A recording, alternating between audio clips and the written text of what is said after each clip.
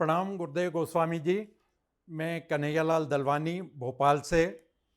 मैं आपका यह कार्यक्रम काफ़ी लंबे अरसे से देख रहा हूं और मेरी विभिन्न सामाजिक और पारिवारिक समस्याओं का निदान मुझे इस कार्यक्रम के माध्यम से मिलता है।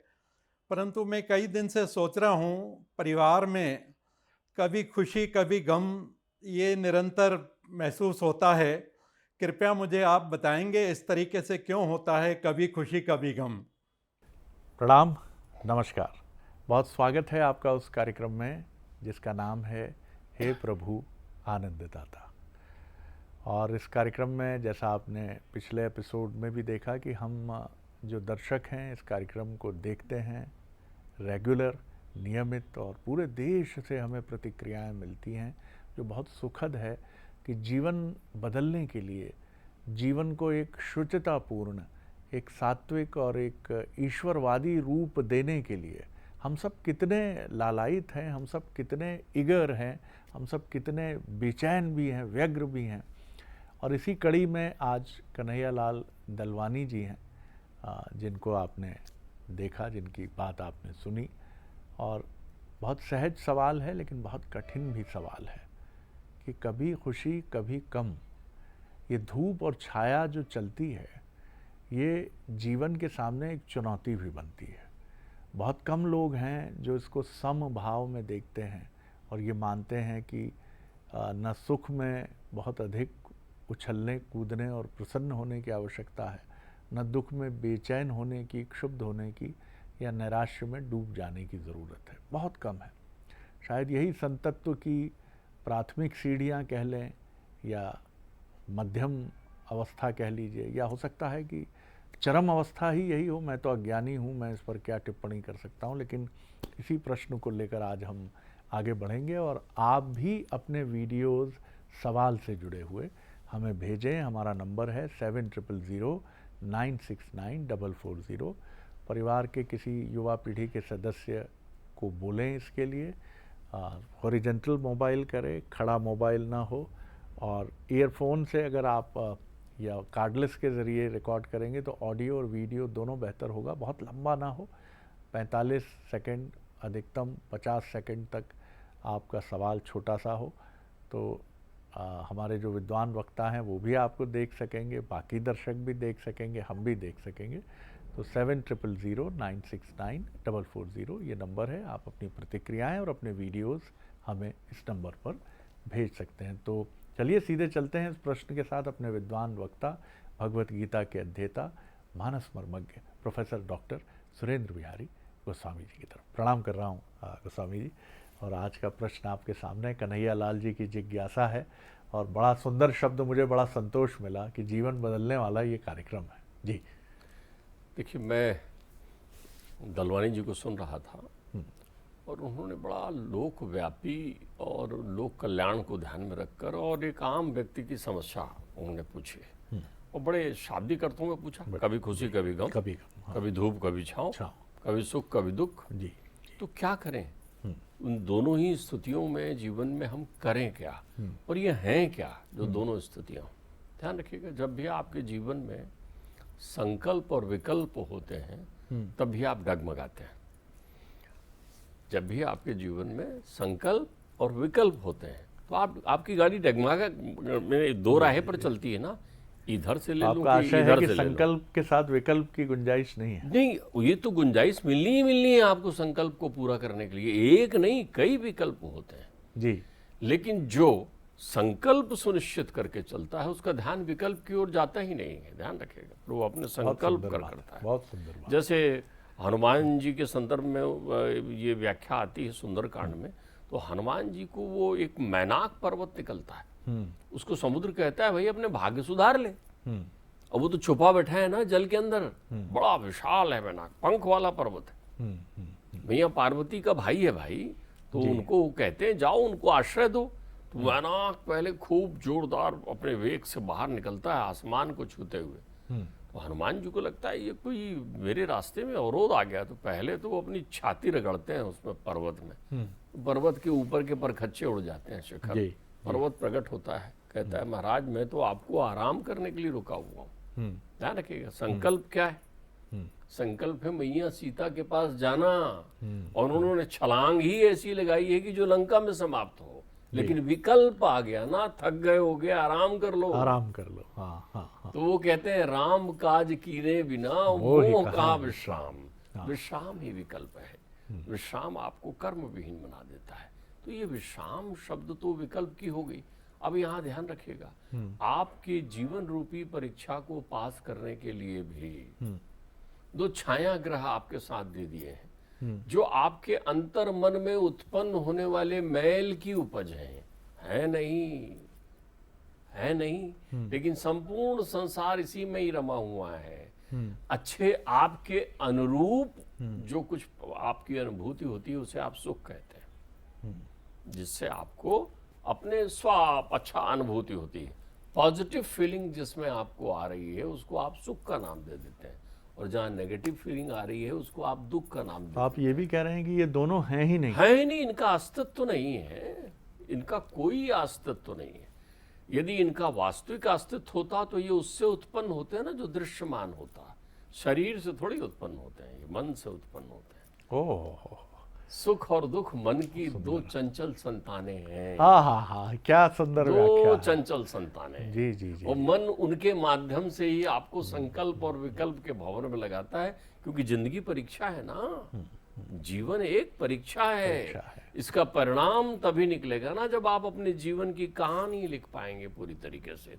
तो वो कहानी तो बांध देती है ना आपको। आप कभी सुख की डगर में रुक जाते हैं, नदी बन रहे हैं तो बहते चलिए ना, जीवन बहने का नाम है। ठीक बात। लेकिन आपकी इच्छा है कि एक घाट में थोड़ी देर रुक जाऊं। अच्छा, नदी क्या किसी घाट पर रुक सकती है? संभव ही नहीं। वो तो अविरल बहती है ना। हाँ। तो फिर जब वो घाट पर रुकने का क्रम करती है तो थोड़ा रुक रुक कर बहना शुरू करती है, और वेग बहुत होता है तो बांध बना दिया जाता है। फिर कहता है अब तुम रुको, जब हम खोलेंगे तब निकलना, और जब हम बंद कर देंगे तो रुक जाना। लो, अब तुम जो है भौतिकता मय जीवन में आ गए। तो भौतिक प्रक्रियाएं जब हमारे जीवन में विषय के रूप में प्रवेश कर जाती हैं, तब हम सुखान और दुखान अनुभूति करने लगते हैं। इसके लिए हमारे अध्यात्म में बड़ी सुंदर व्याख्या की गई। अध्यात्म जानता है कि इसमें दोनों चीजें होंगी, तो अध्यात्म सबसे पहले सावधान करता है, क्योंकि आपके जीवन में धूप और छाएं, धूप और छाएं। लेकिन मैजिक समझिए, जहां छाएं हैं वहां अवरोध है, जहां धूप है वहां रास्ता है। जहां छाएं है वहां अवरोध, बंधन है। सारे बंधन छाए में है। आपको छाए में रहना है हर कीमत में। घर में परिवार है, बच्चे हैं, धन है, दौलत है, संपदा है, वहां आप रुक जाते हैं। तब आप, जिसको अंग्रेजी में कंफर्ट जोन बोलते हैं। हाँ, वहां फिर आप कंफर्ट जोन में होते हैं, तो आप अपना कर्म करना जो है वो उन्हीं के लिए करते हैं। कर्मासक्ति में पड़ गए, तब आपके जीवन से भक्ति तिरोहित हो जाती है। क्या बात है। भक्ति का अर्थ होता है सीधे रास्ते में संकल्प को पूरे करने के लिए चलना। भक्ति में है हनुमान जी, मैया सीता की, मैया राम की। आप तो खो गए ना आसक्ति में। आपको बढ़िया लगा, अगर वो रुक जाते, वहां बोलते अरे वाह तुम्हारे पर्वत में तो सारी सुख सुविधाएं हैं, गंधर्व हैं, किन्नर हैं, ये है, तो रुक जाते हो। जी। अगर हनुमान जी विश्राम करने के लिए रुक जाते तो लक्ष्मण के लिए संजीवनी लेकर कौन आता? इसलिए वो तो सूर्य को निगलना चाहते हैं ना। सूर्य ताप है, ताप तपस्या है, जिसे आप दुख कहते हैं, जिसे आप किसका नाम देते हैं? दुख या गम कहते हैं। हाँ। और खुशी आप उस छाए को कह देते हैं। तो वेद इसके दो उदाहरण सुंदर देता है, बड़े सहज रूप से, लौकिक रूप से। वेद एक कहता है प्रियम अप्रियम, दुखम सुखम। कोई प्रिय लगे, कोई अप्रिय लगे। देखो, आपकी सुरक्षा चाह रहा है अध्यात्म सबसे पहले, क्योंकि करना आपको है ना। तो धूप और छाए में रम करके कहीं आप व्यथित ना हो जाएं। तो वो कहते हैं अगर तुमको कोई प्रिय लगे तो भी, अगर तुमको कोई अप्रिय लगे तो भी, तुम्हें कभी सुख की अनुभूति हो तो भी, कभी दुख की अनुभूति हो तो भी, चलते रहना, खड़े नहीं होना। और जो कुछ मिले उसको हृदय ये ना पराजिता, बोझ मत मानना, चुपचाप सहर्ष स्वीकार कर लेना अपने जीवन में, आनंद के साथ ले लेना। तबीयत, मेरे पिताजी कहते थे, तबीयत खराब हो गई, बुखार आ गया तो रोने की जरूरत नहीं है। बहुत अच्छी तबीयत लग रही तो बहुत खाने की जरूरत नहीं है, बहुत सोने की जरूरत नहीं है। इन सारी प्रक्रियाओं से मुक्त रहो, क्योंकि ये जीवन के रास्ते में आप चल रहे हैं, उसमें दोनों चीजें मिलेंगी। कहीं पेड़ की छाया मिल जाएगी, कहीं कोई जल दे देगा, कहीं कोई मिठास दे देगा। ये तो जीवन है जो अनवरत चलता है। ठीक बात है। नचिकेता पहुंचे कठोपनिषद में। नचिकेता गए धर्मराज के पास और धर्म से कहा, महाराज ये सुख और दुख क्या है? क्यों ऐसा लगता है कि कहीं छाया मिले तो रुक जाएं? क्यों ऐसा लगता है कि धूप मुझे चुभ रही है? तो वो आज वास्तव में कौन से रास्ते से चलें जिस रास्ते से चलने में हमको छाए ही मिलते रहे? क्या मिलते रहे? छाया ही दो रास्ता बताते हैं। श्रेयस्ष प्रेयस्ष मनुष्य में तस्तो संपरित्ते विविनक्त धीरा श्रेयो ही प्रेयो अभिप्रेषो वृणीते और प्रेयो मंदो योग क्षेमाद वृणीते। वो कहते हैं दो रास्ते हैं बेटा, एक श्रेय का एक प्रिय का। बोले प्रिय का छायादार रास्ता, बढ़िया सुंदर भवन है, नौकरी है, बच्चे हैं, कहने मानने वाले लोग हैं, धन है, संपदा है, रुक जा। बोले फिर? बोले इसके आगे मृत्यु है। फिर 84 में जाएगा, फिर आएगा। काम तो कुछ किया ही नहीं ना, वो तो देख रहा है ना बैठ के झरोके से, कुछ नहीं किया, दुनिया में आया था, परीक्षा ही पास नहीं किया, सप्लीमेंट्री फेल हो गया था। तो बोले दूसरा रास्ता श्रेय का। श्रेय का अपने कर्म का आनंद लेते हुए तो चल। कंठ किले मिलेंगे राह में, ध्यान मत दे। अरे तुझे सागर मिलेगा आनंद का। सुख दुख से जो मुक्त हुआ उसे आनंद का सागर मिलता है, और आनंद ना घटता है ना बढ़ता है। अरे तुम छाया की तलाश में रहोगे तो छाया तब तक ही है ना जब तक सूर्य की किरणें उस स्वरूप में पड़ रही है। फिर जहाँ छाया मिल रहा है वहां भी तो धूप मिलने लगता है। किसी का घर देखिए, यदि वो पूर्व दिशा में बना हुआ है तो शुरू में धूप आएगी, बाद में छाया मिलेगा। पश्चिम दिशा में बना हुआ है तो पहले धूप नहीं आएगी, लेकिन उत्तरार्ध में फिर धूप आएगी ना। तो ये अतिथि हैं, ये मेहमान हैं जिनका नाम सुख और दुख है। इनके साथ खेलना थोड़ा, खेल।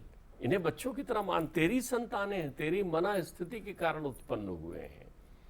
जब तुझे अच्छा लग रहा है तो संगीत अच्छा लग रहा है, और जब तेरा मन नहीं है और बच्चा संगीत सुन रहा है तो डांटने बैठ गया, गाना मत सुनो। क्यों? गाना तो तब भी बज रहा था, गाना तो अब भी बज रहा है। तो गड़बड़ी कहाँ हुई? मन में। तो इस मन को आनंद रस पिलाने का प्रयत्न कर, और इसे समझा कि ये धूप और छांव की तरह है सुख और दुख, जो हमारे जीवन में केवल एक शैडो बनकर आए हैं, यथार्थ नहीं है जीवन में। जो राजा रहे, जो महाराजा रहे, वो भी तो जीवन त्यागे। जो गंगू तेली से उठ करके राजा भोज बन गए, वो भी तो उन्होंने जीवन में कहानियां लिखी।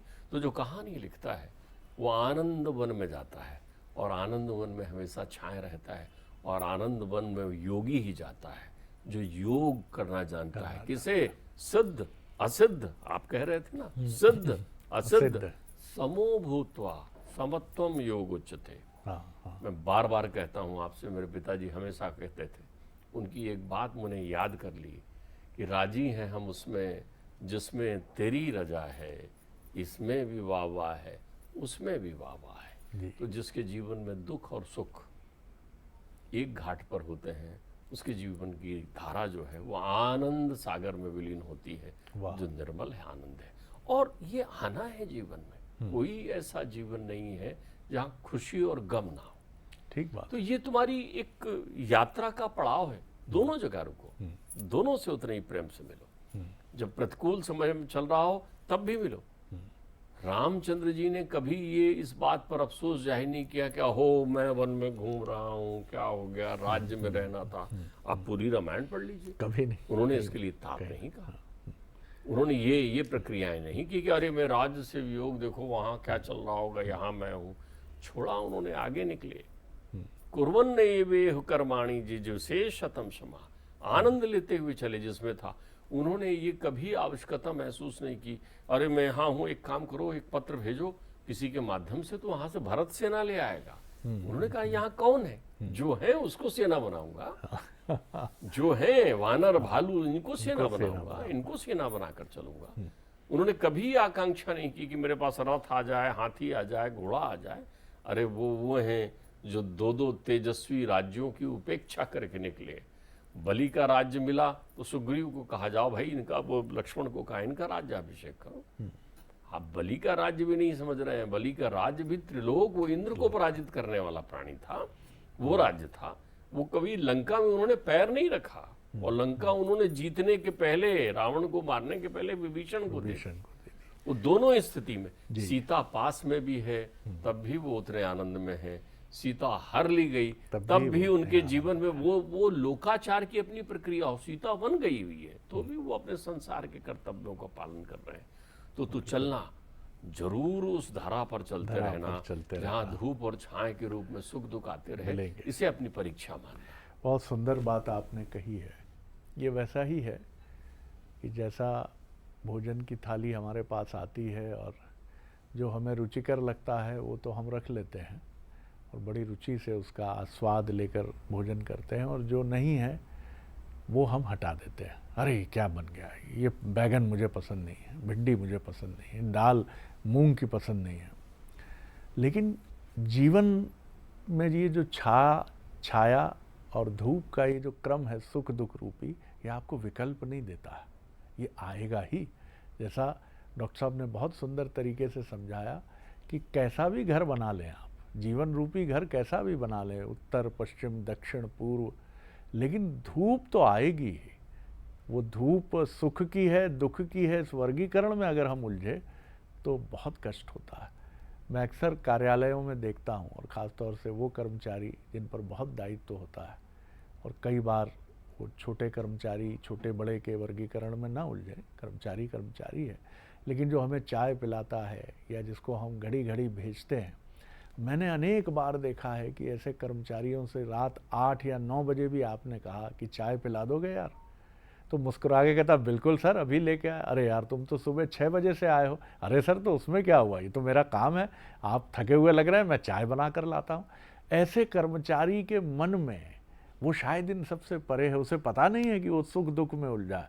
और मैंने ऐसे लोगों को भी देखा है कि आपने उनके ड्यूटी टाइम से अगर थोड़ा सा भी अधिक रोक लिया तो वो ऐसे अवसाद में और दुख में चले जाते हैं जैसे कोई वज्रापात हुआ है।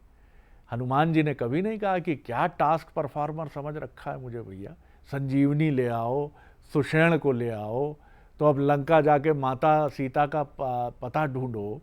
मतलब गजब है, कोई सीमा ही नहीं है राम जी के काम बताने की, एक के बाद एक उसी में आनंद ढूंढ लिया है हनुमान जी ने। हम क्या ऐसा कर पाए हैं, ये बड़ा प्रश्न है। डॉक्टर साहब बड़ा आनंद आया आज के दोनों, इसके पूर्व का भी जो प्रश्न था हमारे सुधी दर्शक का, डॉक्टर गुप्ता साहब का, और ये दलवानी साहब का, दोनों बड़े आनंद से हमने सुने। तो आप हमको अपने वीडियो ज़रूर भेजें 7000969440, और साथ ही अपनी प्रतिक्रियाएं भी भेजें। हम कोशिश करेंगे बीच बीच में ये प्रसंग भी हम वीडियोज़ के ज़रिए आपके सवाल लेते रहें। अगले एपिसोड में एक और विषय लेकर उपस्थित होंगे।